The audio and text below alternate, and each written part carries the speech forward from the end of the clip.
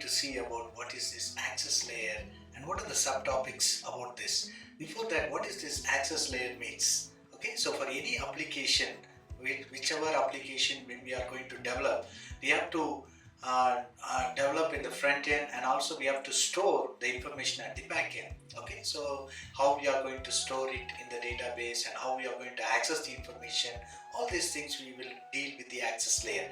And in this chapter we are going to see about the different topics. Like the first one is about the transient data and what is this persistent data. Okay, so first you should know what is this type of data. Okay, transient data is a temporary data and how we are going to handle it by using the objects, and also what is this persistent data, in which the permanent storage for that what object to be created. All these information we will see in detail in this chapter.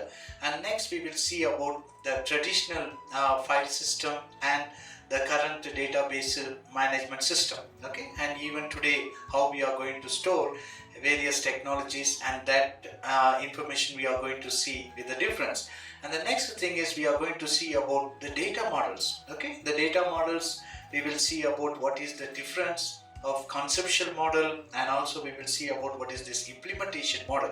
In addition to this, there are other data models also we are going to see in this chapter, that is a hierarchical model, network model, and also the relational model.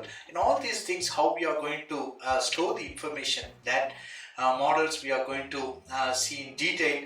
And also in this chapter we are going to see about the database architecture. Okay, so DB architecture also we are going to see, in which we will see about the distributed database, and also we will see about the client server architecture, how we are going to store by means of connecting the client with the server, and how we are going to access the information from the server. Okay, all these request and response, how it is happening, all these details we are going to see in client server architecture. And the next we will see about what is the difference between the 2-layer and 3-layer. As we discussed earlier, we will have the business layer, access layer, and the user, right? So with 3-layer, what is the use, and what is the 2-layer architecture, okay, 2-tier architecture, all these information also we are going to see in this chapter.